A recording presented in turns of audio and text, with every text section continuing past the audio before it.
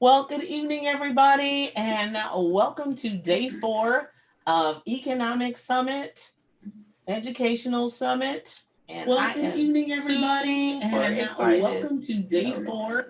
And super excited to have the opportunity to have three wonderful gentlemen with me this evening. And let's talk about, have a conversation about educating African American boys. So, the first thing is, I want you all to introduce yourselves, and I'm going to share on Facebook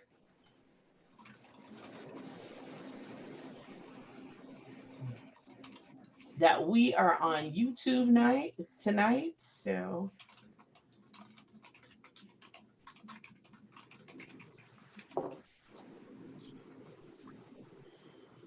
and I want to start with you, Dr. Brinkley. Go ahead and introduce yourself and tell us where you're from, a little bit about what you've done um, in education, and just a little bit about your background.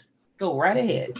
Hello, everyone. I'm Dr. Alfred Brinkley, and I'm in Athens, Alabama. Although I grew up in Mississippi.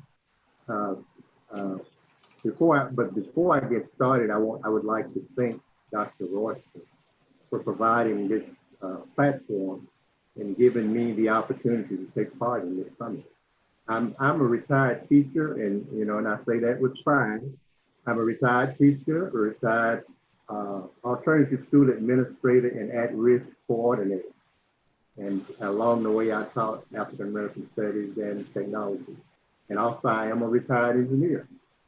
So, and I also have a book. Well, you just want to, do we need to get into that now? You can go ahead. They're right Okay. behind you. Go right ahead. I've written this book here that's called Courageous Expectations, Improving the Odds for African American Males.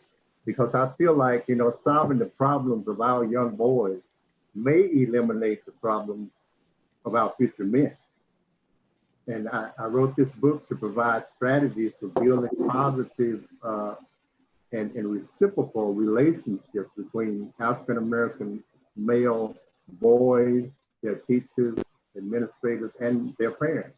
And this book contains some proven methods used to facilitate that idea. And because many of our young men are losing hope in their own abilities, and they're dropping out of school and ending up, in the criminal justice system. And it just breaks my heart to see, when sometimes on the 6 o'clock news, oh, I know him, and that doesn't make me feel good at all because No, no, I it does feel not. like, I had him in my grasp that I thought I had, given him something that would take him across the bridge, but there are all types of influences out there. Uh, but anyway, this book is $13, and that includes the shipping. And you can find it at my website at www.greatexpectations.net. Wonderful. Awesome, awesome. So I'm so glad you're with us this evening, and I'm going to get more people over. But if you would, Mr. Robert Gunn, introduce yourself and tell us what you do, where you're from, and all that good stuff. Yes, ma'am. Thank you very much, Dr. Royster, and also Dr. Brinkley for the work that you're doing. Good afternoon or good evening, everyone. My name is Robert Earl Gunn Jr. I'm the proud principal of the W.E.B. Du Bois Academy in Louisville, Kentucky. Originally, I'm from South Bend, Indiana. I am starting my 19th year in education, and I serve at the Du Bois Academy, where our mission is very simple, and it is to engage, to eliminate barriers, and to empower each young man that we serve to achieve excellence.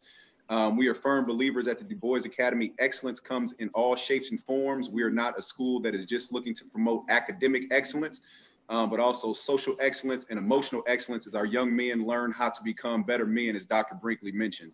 A little bit about myself. All of our students, they start at 6th grade. We're middle school. Right now, we'll have 6th, 7th, and 8th grade. This is our 3rd year of existence.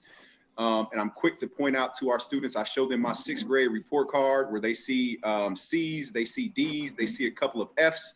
and they see a lot of ends for needs improvement for my behavior.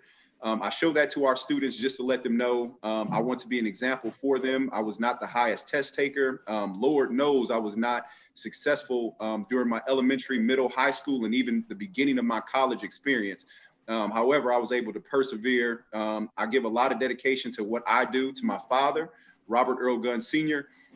He is the smartest man that I know. He is my hero and he is my idol. He worked in a factory for 42 years. But something interesting about my daddy is that he didn't finish high school.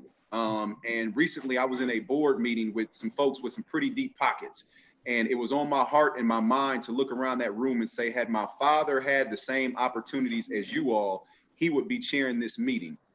So remember having a conversation with my dad, asking him, you know, Daddy, why did you not finish school? And he told me something that was simple, but ended up being incredibly profound. He said, I didn't have anyone at my school that looked like me. I didn't have anyone at my school that inspired me. And I didn't have anyone at my school that I had any relationships with. And I remember telling him in October of 1997, Daddy, I should have been your teacher. I knew that I was going to be an educator at that point. So I am personally on a mission, like my other brothers on this line, to make sure that the outcomes and inequities that a lot of young men who look like us face are obliterated in the educational sector. Awesome. Awesome. Phenomenal. Phenomenal. I assimilate to that because I had a grandfather who was my hero. My dad was. Now, my dad's school and education is all we knew.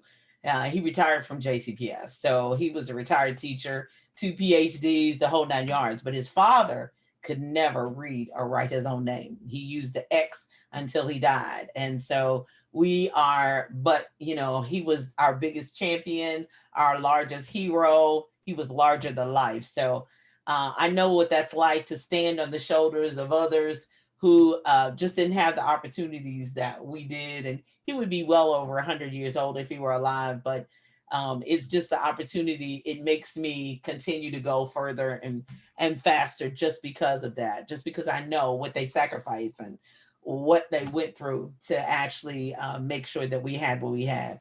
Mr. Desmond Williams, please introduce yourself and tell us where you're from.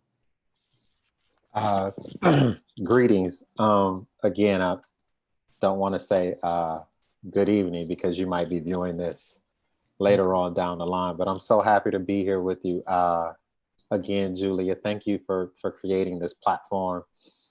My name is Desmond Williams. I am originally from Detroit, Michigan. I live in the Washington, D.C. area, and I've been a teacher and principal in the Washington, D.C. area for the last 20 years. I had been working as a consultant. I started my own company in the summer of 2018 called Nylinka School Solutions.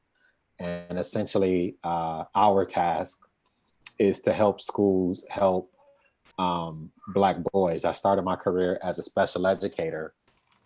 And when you are a special educator in the inner city, you are a de facto all boys teacher. And I also had the opportunity later in my career to become a principal of an all boys school.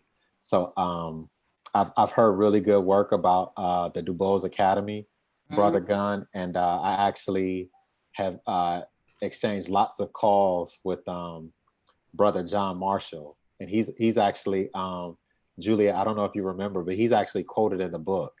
Yeah. We had a few conversations last summer when I was putting the finishing touches on this notion of restorative justice. But I'm looking forward to coming down there and seeing the work that you guys are doing, because one of the things I think is most important is that we don't stop at one school for Black boys, that we have a multitude of schools and a menu of items for parents to choose from, whether it's early childhood, K through 8, elementary, or 6 through 12. So I applaud the work that you do, good brother. But I think the last thing that I would say is, this is my passion. This is what I care most about. And from a storytelling perspective, I came to the realization that after about 12 or 13 years in education, I was complicit in the destruction of Black boys. And I was I was in my principal's office. I was serving as an assistant principal, and he was on a call, and he said to whoever he was talking to on the phone, like, yeah, me and my assistant principal, Desmond Williams, we're part of the charter movement here in DC, and our job is to give children the best education possible. And I thought to myself, am I a part of the charter movement? And it had dawned on me that I didn't really know what movement I was a part of. So one of the things I talk about is African Americans need to be very intentional and explicit about their understanding of that the education of Black children is a political act. And if you don't have a political agenda, you're serving someone else's agenda, political agenda, as it relates to the education of our children. So that's me in a nutshell, but I'm happy to be here with you all. Oh, wow. Where do we start? Where do we start? Ooh, I got so many questions. This is going to be phenomenal. I didn't have any brothers. I had a great dad, but I didn't have any brothers. So, I'm in my heaven right now.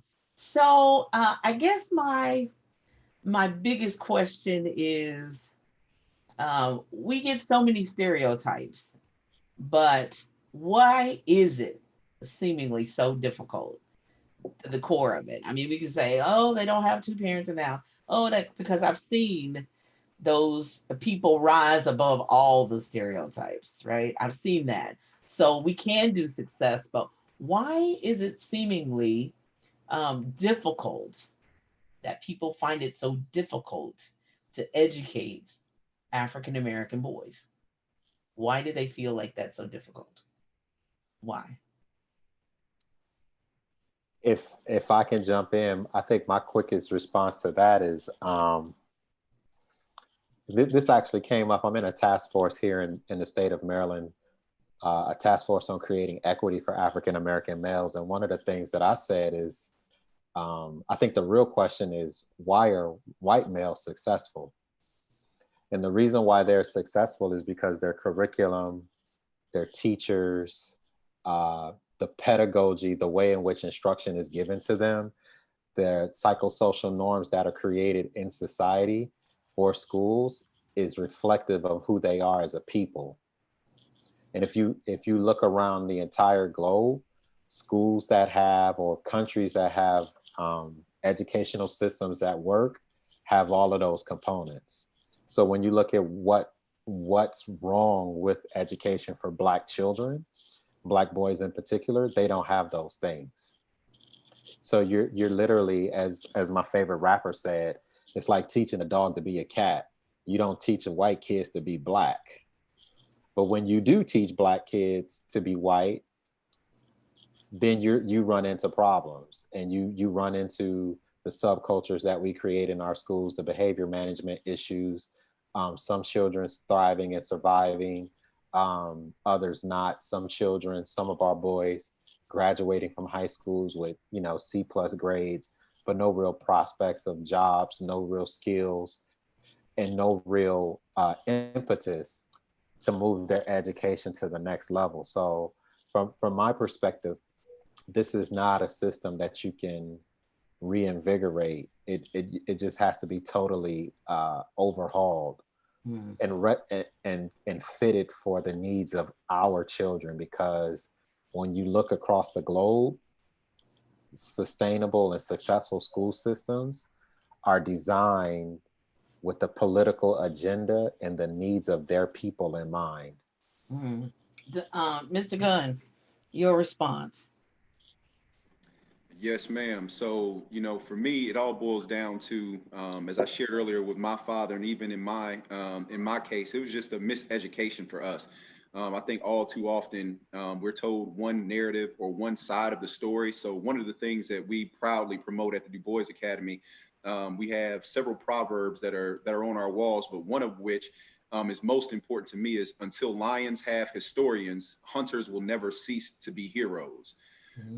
And that is a quote that we use when we're introducing how we want to introduce curriculum to our young men. Too often, things are whitewashed, Eurocentric, and history specifically has been taught for far too long through the lens of, quite honestly, what I would call the oppressor. We are able to have conversations at school. I had a conversation driving with a student, and my daughter happened to be in the back seat. I was taking him home, and they got to talking about Thomas Jefferson and the Declaration of Independence. And then, you know, the young man hit my daughter with, well, you know, what do you think about, you know, Thomas Jefferson talking about all men are created equal, but he owned slaves. And then just to hear their dialogue, and that was a conversation that my daughter was ready for, because she lives in my household. However, I could definitely see that conversation going to the left if this young man was talking to someone else, and it wouldn't have been a productive conversation. But for me, it all boils down to looking in Dr. Brinkley's screen. I see the word expectations as a second word on his book. So in education, I hear people all too often talking about, you know, the achievement gap, and I truly don't believe that at all. As Brother Williams pointed out, you know, some folks may want to look at things like poverty and say, well, it's because you know, poverty that African American children are successful. But even if you took out poverty and you looked at a poor African American kid versus a poor white kid, there's still an academic gap there. So you can rule that out. So for me, it all boils down to expectations. And I'm a firm believer that in education, we have an expectation gap. We have far too many educators who look at our young men and see a deficit, not an asset. They see things that, you know, our young men can't do or shouldn't be able to do, or they feel sorry for our students as opposed to really educating them.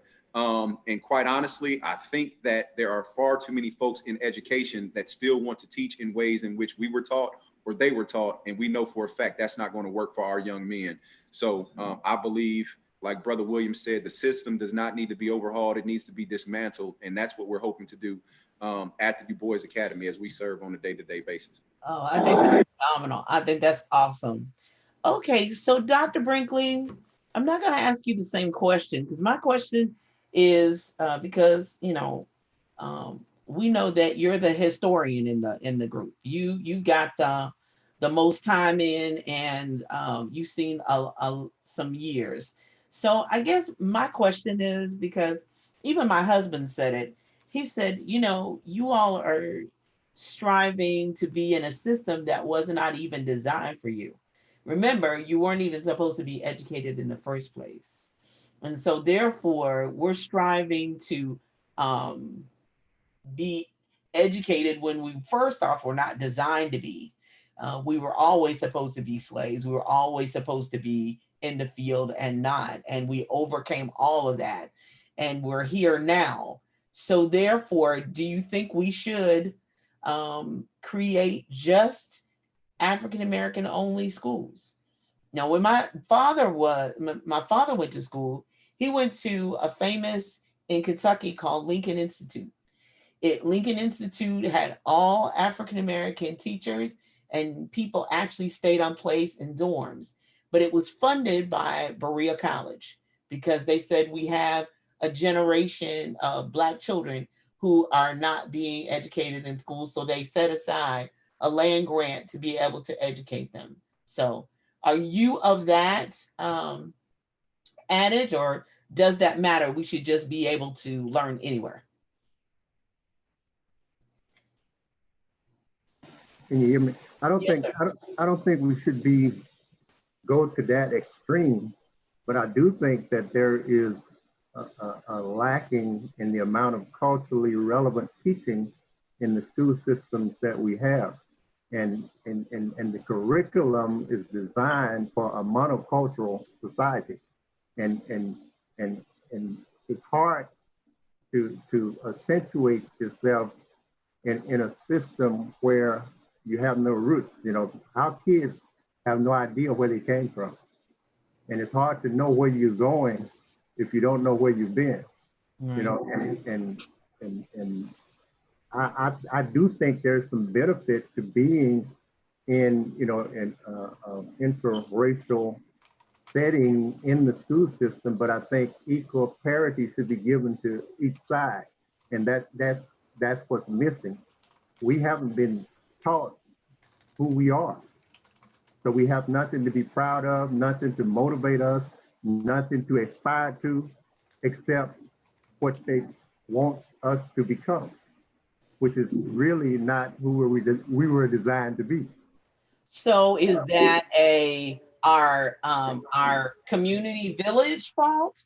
should they take up the mantle? You know, because in the Jewish communities, Right. they have Sabbath schools and other to make up the difference of what they don't get in the other traditional schools. Right. Should we do that? Should the village do that? It's a responsibility. Everything I think should begin at home, but I know that's not going to happen. Right. I know, in the real world, it's not going to happen. And I Right. always try to, inspire parents to do that. That way, whatever they get at the next level is just icing on the cake. Okay, so let me switch gears just a little bit. So I don't care what culture the teacher comes from, and they come to you and say, help. What do I need to do? What do I need to change? What do I need to fix? Because I really have a heart for this teaching thing. And this boy is causing disruption in my classroom, and I can't get him to sit down, and I can't get him under control, and I can't get him to do what I want to do. So each of you give me two things. Two things. We're not gonna give away all the as they say, the 11 herbs and spices, because I know I do want people to support your book, but give me two things. We'll start with Mr. Gunn. Two things. What are two critical things for Yeah, teachers to do? What do they need to do now? Because we don't we love the Du Bois Academy, but we're not gonna all be there, and all our boys are not gonna get in there because you only have a certain amount you can take. So Yes, ma'am. what do we need to do until we get more Du Bois Academies? Yes, ma'am. I'm a firm believer that educators matter. So in the analogy that you just gave, the one thing that you mentioned that I speak to our staff all the time about, I can work with a skills deficit all day long. I can teach you how to better build relationships because relationships matter. And everything you just spoke about is a relationship issue. So a skill deficit, I'm with all day. Where I find it most difficult is to change someone's heart or to change someone's mind. So as well as possible as we can do, we try to vet that out in the interview process. And then the other part of things is coaching. So I'm a firm believer, just as a classroom teacher, all the students that were under my guise and that I was charged to educating, it was my job to make sure that every single student in my class was successful. As a principal, that is my same role and my same goal when it comes to our teachers. Again, I don't think that there's any teacher who has the heart for loving kids and wanting them to be successful that will be unsuccessful at the Du Bois Academy. I'm all for rolling up my sleeves. I think I'm a great principal, but I think I was a greater teacher and I miss teaching. So I like to model the expectations that I have for our staff through teaching and coaching them. And if you have that student that just won't sit down, I love to point out, if that young man sits down anywhere in anyone else's class, then it shows that it's possible to be done. So if he's doing it somewhere else, then he can do it with you. But then the question becomes to the teacher, why isn't he doing that in your class? And let's get to that point, and I promise you I can help you with that. So I would say coaching and making sure that heart, that mindset is right and set on changing the lives for children. Exactly. And I don't know if it was because I looked like their mama, but I could just give them that. Really? You right, Miss Royston? My husband said, well, you look like their mama. I said, well, maybe that's part of it, but really? I love being able to do that, but it took me a while to get there. I didn't come with that. I think I came with the heart to help, but I didn't know what worked. It took me a minute to find my groove, to be able to, okay, they won that day. I mean, I'm gonna be perfectly honest. My first year, I cried all the way home every day. I was like, I can't do this. I don't know that my kids. Oh my God, that boy jumped straight up on the top of that table. And I'm like, Lord, I can't do it. But once Top I of the understood, table. oh yeah, one leap, boom, he was done. Okay, all right, and so I just flipped and I didn't yell. I just said, wow, you have a great athletic ability, but what I need for you to do is get off that table. So I thought I was going to reason with him, but that didn't work either. He won. I just won. He won that time. But it's just the whole point of you have to learn your group, and it's all about relationships. I didn't have a relationship because I was new. So they were like, we don't know. So they pushed all my buttons and did everything. So until year 3, 4, 5, then I got it down. Like, no, this is my room, this is my house, this is how we gonna run. And I raised the expectations. I had to, I tell this story, and I think I've told it this week, that I had a fifth grader. She was a little girl. Of course, Mr. Gunn knows exactly where I was. I was at Dixie Elementary, which is in the southwest end, all the way to the end. When you get to my school, you're looking at the sign that says Fort Knox this way. Okay. So I'm at the end. I'm behind Valley High, which is another school with a story all of its own. We won't talk about that. But when so being at Dixie, is a totally different animal definitely from Presentation Academy. And so the last day, my very first year, I survived. This little fifth grade girl comes up to me. She said, "Ms. Royston, it's nice meeting you." And I was a librarian then in my first 2 years. And she said, "Let me tell you something. If you're going to be out here with us," and she said it just like that. She said, "You're going to have to get tougher. You're going to have to get meaner. You have to be stricter, because we don't know nice. We don't understand nice. And we don't respect nice. You got to mean what you say and say what you." She read these whole rules and then walked away from me and sat down. I thought that was more than my administrator had said. Even the co-teachers around me, none of them had said that. But when she said that, come from the child herself, calm, very respectful. But I knew what she meant. I knew exactly what she meant. So that it was time for me to take my educational game to the next level. What worked for 10 years in the high school with girls, all girls, teenagers, wasn't going to work with them. So I had to change. So, that was an eye-opening experience and something I had to really, really adjust to. And I loved it. I really did. It made me step up my game. Mr. Williams, 2 things. You're going to be in the Catholic school. Is there mixed children in the Catholic school? Is it white and black? All white? 99.9% African American. Oh, okay. African American. Wonderful. I think that's awesome.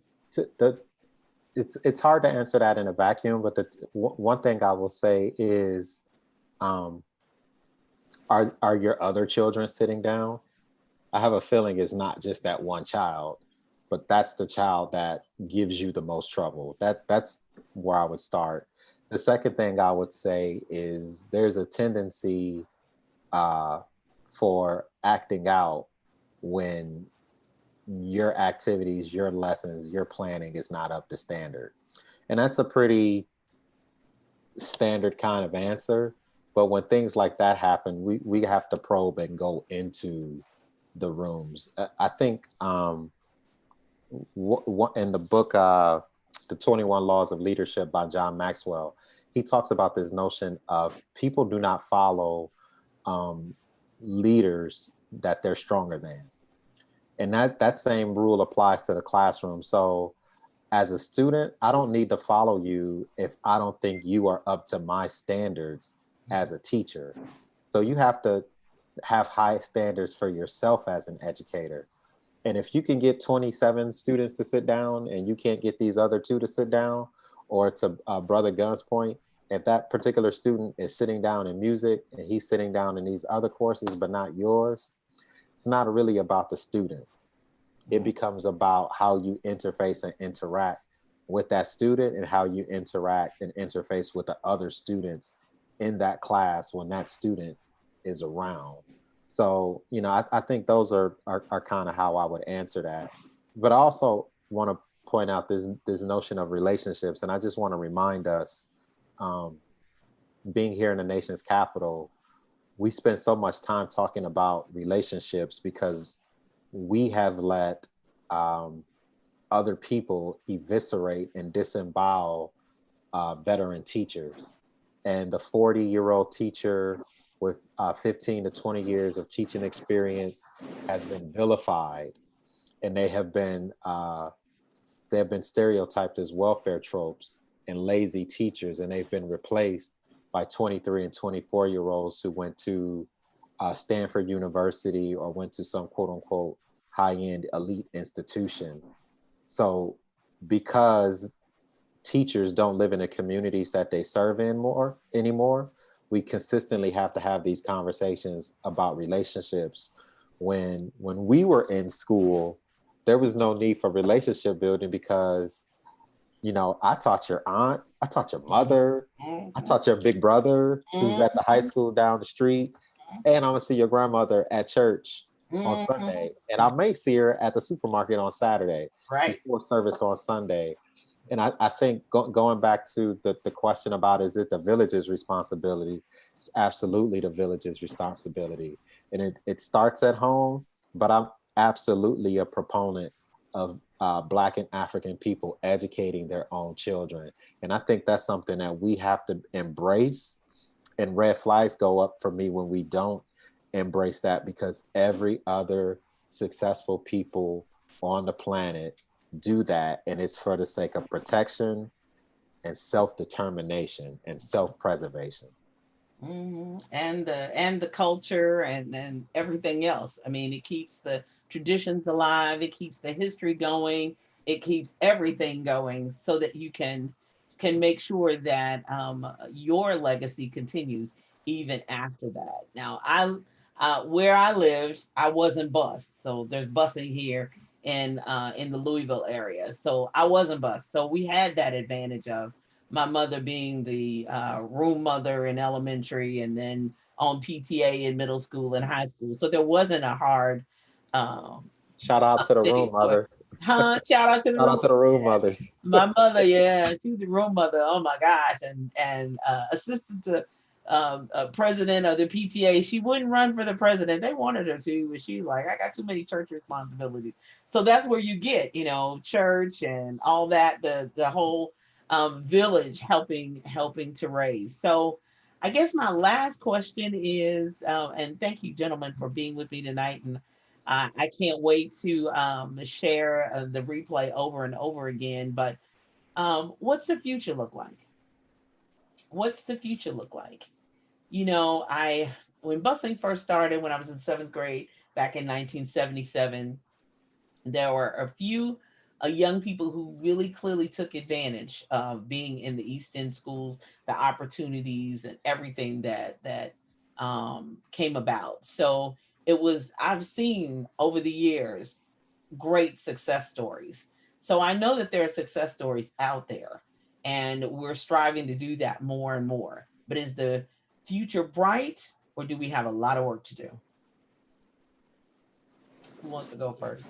Dr. Brinkley, you think the future's bright, or we got a lot of work to do? I think the future is bright, but we also have a lot of work to do, which is both really, because you know, with the movements and things that are going on in the country and around the nation, I think that will trickle down to the school system, and we will see a change as a result of, you know, like the Me Too movement and all of the other movements that they got going on. All right, Black Lives Matter. Black Lives Matter. Yes. And I think that will trickle down into the school system. I think we are at a turning point nationally. Exactly. Okay, so I have a question from Dr. Bowles for Mr. Gunn. Will there be an extension of the W.E.B. Du Bois Academy in elementary or high school? You think you're going up or down? Not I think. I know the answer to that is yes. In our up first and down, years, elementary and high? We're starting to go to high school. So okay. We will be a 6th through 12th institution. So our young men, they get our first group will now be in 8th grade. They will always be our lead class. So they'll be our first 9th, 10th, 11th, and 12th. So we'll continue to add on a 6th grade class each year until we're completely 6 through 12. And to answer the question, if I may, just briefly about is the future bright? I agree wholeheartedly with Dr. Brinkley. I think there's a lot of work to be done. But in the city of Louisville, I'm very proud of the work and the service that we're doing at the Du Bois Academy, because all it takes is for someone to show what can be done. So all the folks, the naysayers, the folks that want to, again, frame our young men as deficits in our community.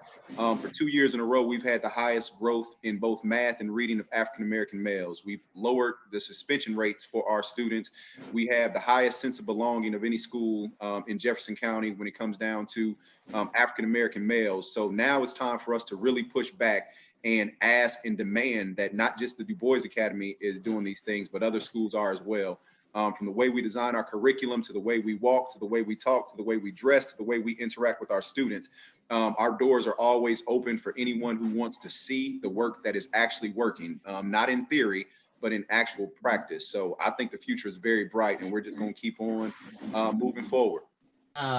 The Lions, I love to see them in their jackets and ties. They look very, very handsome. They're very, very extremely handsome. Mr. Gunn, Dr. Yvette Thomason's in the room, and I think she's in Desmond's area. She's in Virginia. And so she was wanting to know where your school was located. Yes, ma'am. Dr. Thomason, we are in Louisville, Kentucky. Yeah. So he's in, you're located in Maryland. Okay. Because I knew it was the great DMV. I know the DMV area is represented in the room tonight. So I really appreciate that. I do believe that the future is bright. Now, one of the things that has really, and I just thought of this, that has really, for my school specifically, was the STEM program. Do you have the STEM lab at W.E.B. Du Bois Academy? Yes. Yes, ma'am. Yes, ma'am, we do. Well, and that was one of the things I really enjoyed, especially for our boys, because they really enjoyed that, because it was very hands-on. But it was an administrative decision to eliminate it. And that was very disheartening for me, because I know that they're very aesthetic. They're extremely hands-on, and their learning and their ability. That was one of the places we never did have to worry about anybody sitting down, because they could move. They didn't have to sit down. They could move around and be active in the STEM lab. And the computer lab, now that was my last year of teaching. I was the last 8 years I taught in the last 10. I was in the computer lab. I rarely had any issues with technology. Can I jump in, Dr. Julia? And that's why I believe it's important for Black people to set political agendas that have educational agendas. I believe teaching breaks down into the pedagogical and the political, but we're not going to take away a STEM program if there's a leadership change or for any frivolous reason, because that is an agenda item we set for our children. I read a report in Forbes, I think it was in May, and they're estimating, economists are estimating that 75 to 80% of the jobs that are going to exist in the year 2050 don't exist right now. So it's actually mind-blowing to think of taking away or eviscerating STEM programs from schools. But that's why it's important that we, and we don't have to agree, we don't have to be a monolith, but we have to have educational/political agendas that fit the communities where we live, whether that's in the entire southeastern region of the country that encompasses Louisville, but those conversations need to happen more robustly. And then you have to give community control to schools, because when a STEM program is taken away, that should be front page news. Why are you taking away our STEM program? Right. So what I did was the itinerant teachers, we basically partnered together to make that change and make that happen. So we just kind of made a decision as a group, because a lot of cases the itinerants were considered, we still had to be evaluated just like everybody else. But the teachers are just dropping them off. I said, this is not a babysitting service. We learning in here. But we took it upon ourselves as itinerants to, okay, what are we missing? What's the gap? What's the hole? And sometimes it was filled in gym. Sometimes it was in the computer lab. Sometimes it was the music, art, and drama teacher. Sometimes it was, we filled the gap. We enabled it. We took the technology outside. We did infuse the science, and then you came back in the lab and reported your findings and the data and the spreadsheet and put it all together. Sometimes we had to be creative in our own curriculum itself to make it interactive. And that's my point. I think any of us, particularly Black men, if you ask them what their story is, they're going to point to approximately 3 to 6 teachers in their life who reached back, reached forward, grabbed them, drugged them, and said, you know what? I think you're special. You're going to be a part of this program. And that's fine and well and good. But what if you have those teachers and a system where you and those itinerant teachers don't have to cobble something together to fit them? What if we have those adults and a system? And that's what I advocate for, not only for self right now, but I have a 2-year-old and a 5-year-old.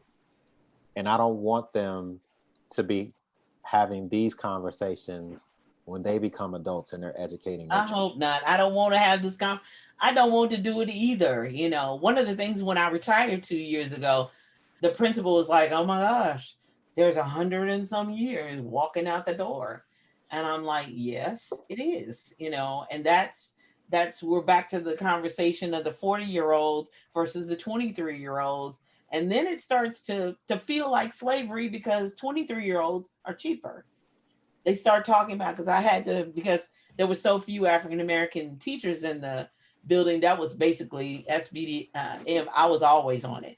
So, you know, they were like, well, that's, you know, they start looking at amount of money, but they were losing the experience. And we're back to the relationship. They were losing the 5 years of, remember we taught his big brother in 4th grade. Okay, now his little sister's coming in kindergarten. You know, they got one in pre-K, and we, you know, keep carrying the families on with the relationships.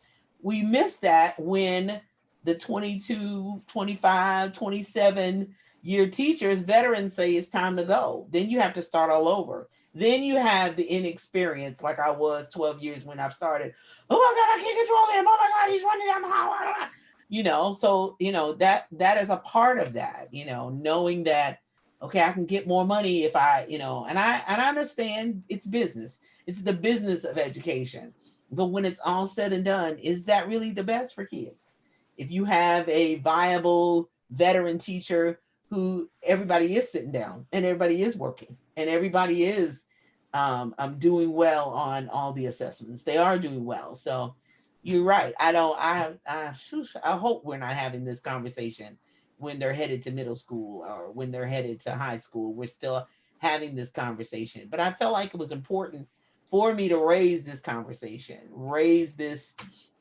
And, you know, Facebook wouldn't let me be great. And I know that's the devil too, because, you know, we're raising this conversation. You know, there are 3 educated leaders who are striving to do something different and make something greater. And I'm so proud of you gentlemen. I don't know what to do. It, you know, it makes it wonderful every time I see you all doing things. I share what you have, I share what you do. And I'm extremely thankful that you're there in the trenches, whether you're in the building, Mr. Gunn, or whether you're, and Desmond back in the building, or you're consulting like Dr. Brinkley is, who's all hands on deck. He could be sitting at home in his lounge chair and not trying to write anything and saying, "Woo, well, I've been there, done that. I'm good. I'm out. Peace." But he's still going back in the trenches, trying to get that as well. I'm going to share that, Mr. Gunn. The tie and jacket ceremony, it's one of my favorites. I see it, and it's one of my favorite things to actually see that. And congratulations to you. Congratulations, Desmond, on all you're doing and your upcoming, I call it a learning year. I don't, school, you know, I'm always thinking about being in the building and lines and rows, and we just gonna learn this year. All of us are gonna learn. We're gonna, and as me, as a stakeholder and a community partner, I'm gonna learn too as well. And of course, if you need me, I'm willing to do author talks, presentations, writing workshops. We can jump on Zoom. Yes, your book. Did I show your book? I don't know. Can I plug real quick? Yes, go ahead. Here's the book. It's called The Burning House: Educating Black Boys in Modern America. It came out February 28th of this year. I put the information in the chat, but you can purchase it at my website, www.nylinka.org. But if you are an ebook person, the ebook is available on Amazon.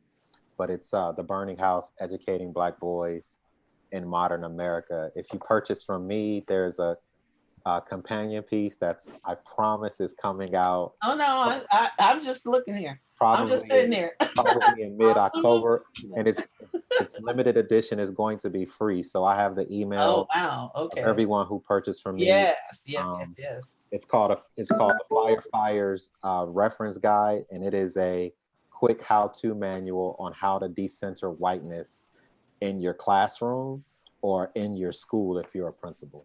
Awesome. Awesome.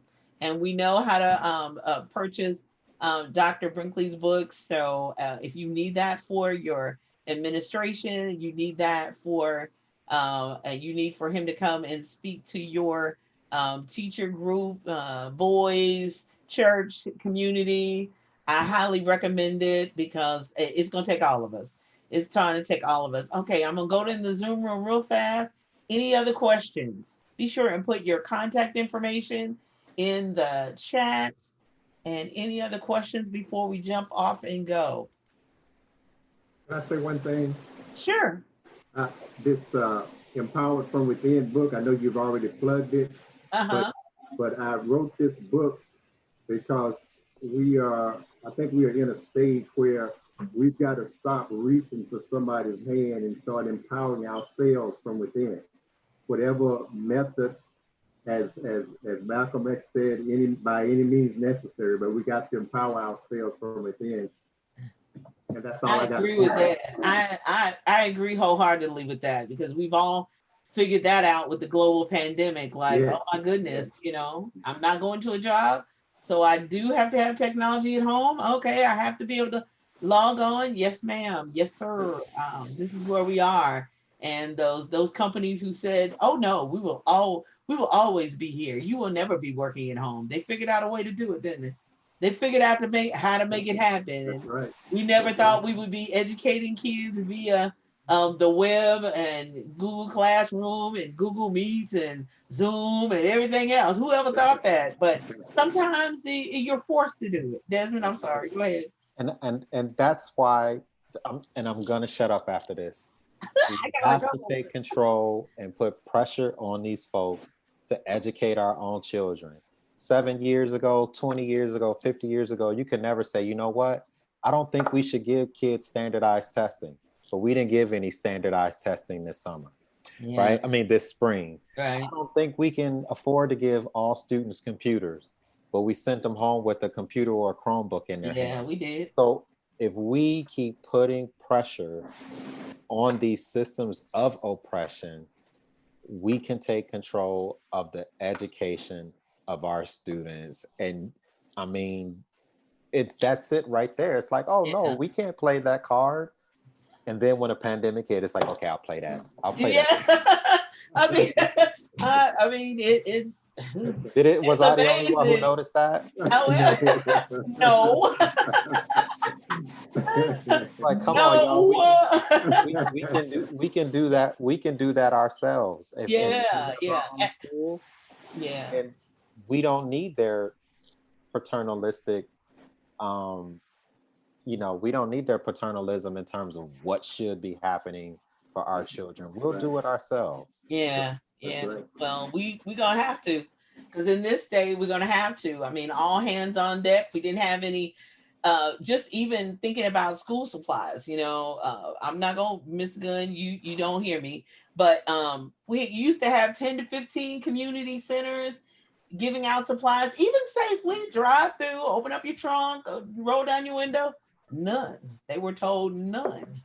So, myself as well as some other community, I didn't even know who else was. I was just partnering with one person to give some books and backpacks, and then all of a sudden everybody says, we got these school supplies, we don't know who to give them to, we don't know what to do, we don't know how to help, we don't know how to, so it can happen. And then I saw the email today, we're doing it on August 22nd, and there was all kinds of people on there who had jumped on board to try to at least do something. We just have to do something to really help those who are financially strapped. And we're not talking about people who don't want to work. We're talking about people who working and striving to work every day, who have multiple children and do struggle. But, sometimes you have to help out. and jump in there and help others and make that happen. So, you know, we're gonna do what we can, and the village is gonna do what it can to make it happen, and strive to, as a community partner, I really want to do that. Jump in with schools as much as I can, physically and financially possible, to be able to make that happen. So, anything else? Any closing remarks? As they say, all minds clear. Anything from the Zoom room? Thank you so much, Dr. Burnett and Dr. Thomason and Dr. Bowles, for being with us this evening. We're going to continue to share and move forward. I will not let this die. We will have this all over social media. I appreciate your time, gentlemen. I value it. I thank you so much. So smile for the camera. I got to take a selfie. All right, I got it. You all be blessed. Have a great evening. Thank you so much. And I'll send you the replay. You all be blessed. Thank you so much. Thank you, gentlemen. Good to meet you, brothers. Yes, yes. Thank you all. Please, please. Nice Dr. meeting you. Gunn, actually, Dr. Gunn, let me get your information before we depart. Yes, sir. I'm gonna turn off. I was recording. Oh, okay, yeah. Yeah, What's the your, recording stopped. Yeah, I'm not recording. What's the best way to reach you?